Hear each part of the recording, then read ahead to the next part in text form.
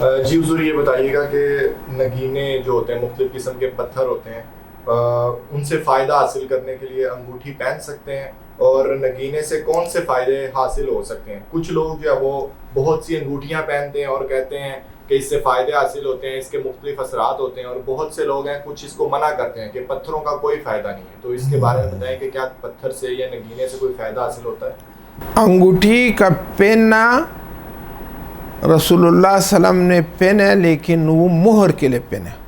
نبی علیہ السلام کے لیے صحابہ کرام بتایا کہ یہود و نصارہ اس تک خط مکتوب قبول نہ کرے گا کبھی، وہ صدر، بادشاہ، امیر کا اس کے اوپر مہر نہیں۔ رسول اللہ صلی اللہ علیہ وسلم نے امر کیا، رسول اللہ صلی اللہ علیہ وسلم کے لیے انگوٹھی بنایا اور اس کے اوپر محمد الرسول اللہ صلی اللہ علیہ وآلہ وسلم لکھا ہے۔ نبی علیہ السلام انگوٹھی پہنے ضرورت کا وجہ سے، ضرورت کا وجہ سے کہ اس کا، اور اس کا بھی نگین نہیں ہے، خود وہ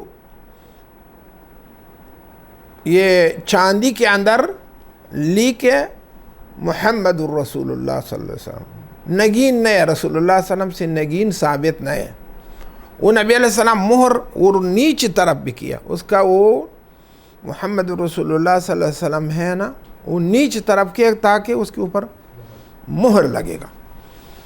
اما پتھر سے یا نگین والا نبی علیہ السلام سے ثابت نہیں ہے، ثابت نہیں ہے۔ لوگ زینت کے لیے پہنے گا، اور دوسرے اگر نسبت شفا یا نسبت اولاد وہی پتھر سے کرے گا، نعوذ باللہ منہا، جائز مسئلہ نہیں ہے۔ مرد کے لیے نگین والا بالکل جائز نہیں ہے، نگین والا انگوٹھی جائز نہیں ہے۔ بعد اگر یہ عقیدہ ہو گیا کہ دفع بلا کرے گا، دفع مصیبت کرے گا، اللہ تبارک و تعالی رسول اللہ صلی اللہ علیہ وسلم کے لیے ہزارہا دعا فرمایا کہ یہ دعا کرو، یہ فلان بیماری کے لیے اچھا ہے، یہ دعا کرو فلان بیماری کے لیے اچھا ہے۔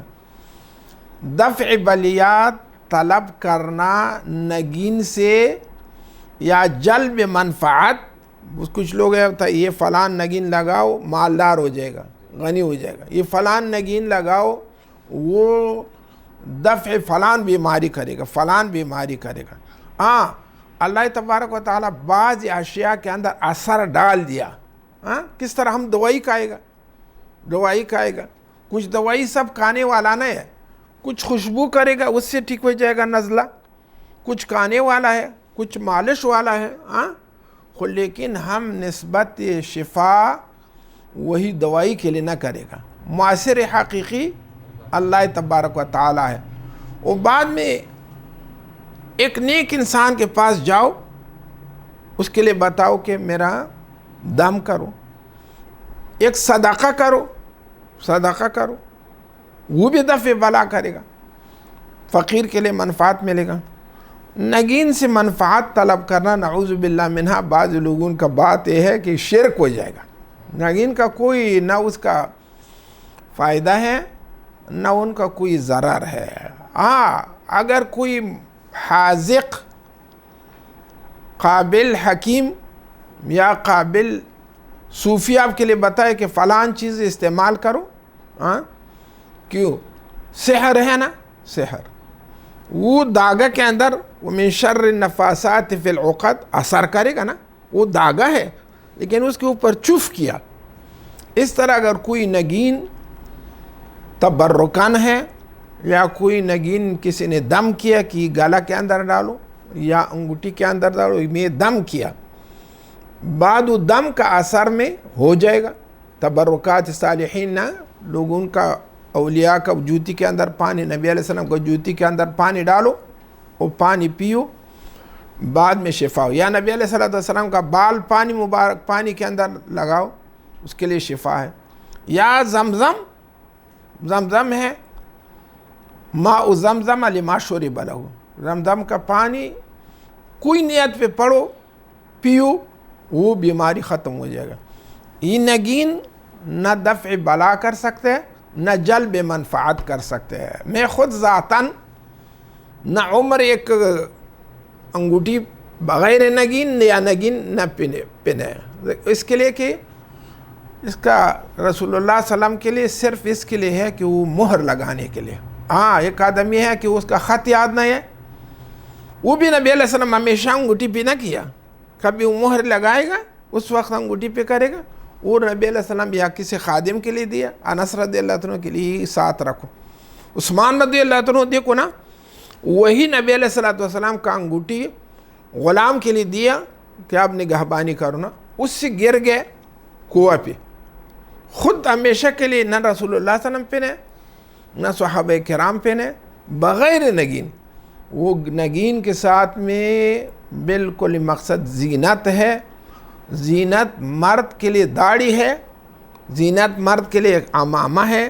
یہ انگوٹھی منگوٹھی مرد کے لیے کوئی زینت نہیں ہے. میرا اپنا رائے, شرعی مسئلہ الگ ہے, میرا اپنا رائے یہ کہ یہ جائز مسئلہ نہیں ہے کہ نگین کے ساتھ میں مرد انگوٹھی پہنے گا.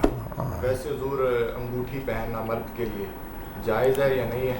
وہ بھی مقدار ہے, مقدار چاندی کا تھوڑا چنانچہ کیا ہے نا بلا ریشم یہ 4 انگلی تک اس طرح کپڑا کے اوپر حرام ہے مرد کے لیے, لیکن وہ تعبیر جبہ ہو جائے گا.